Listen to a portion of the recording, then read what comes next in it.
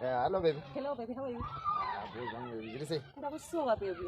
Kana nini sha baby? Awusidaro baby. Oh, the what you want to go back to check your what you left to baby. Baby, pasana nsikubadika ngoti ana mumuzi wanga wamboye kumunhu nenda ndawapusha kwa usi sorry go.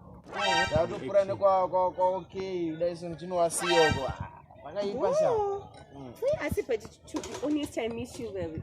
Baby. Ukona chi? Pangoti chete baby zvinhu zvichiramba zvokubatika. Pawanda ndatomboti ndidaiso ndichiendesa chitima chanzi chiri kuenda kwaMutare nhasi. Really? So what's up for the weekend? Kindi man. I tell you baby, I promise you to get up to people and from to ngangoti inga baby ndikutotara hangu kuti zvikuona ndege yaya ndetaura museya kuti ndandogona uya ndichikutora nayo. Yakabva yanzi yaita accident yakabayo aren't you lying? Yakabuda saka izvi manje baby. Ndikuda kuona kuti building riya ndakutaura rebank riya riri kuvakwa riya. All right baby, so can you even put me something in my phone because my WhatsApp data is almost over. Manje baby account yangu ya reach limit nganda ndona ndoita si. Baby you boy, you always have an excuse, you know boy.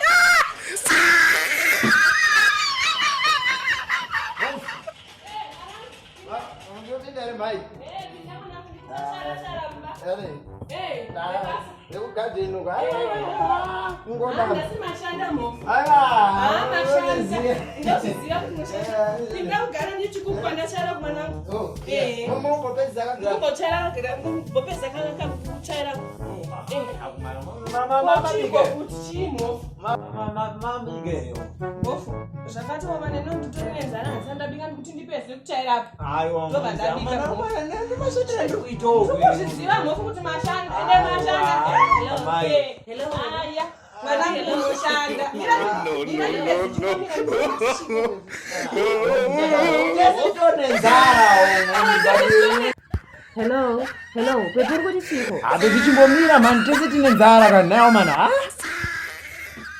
Guys, for watching that video. Shelele akomana. Muramba makatitarise ipapo. Tinokutendai nekuti muramba michono yasina basa. Saka ramba makazisupporta ziende kome.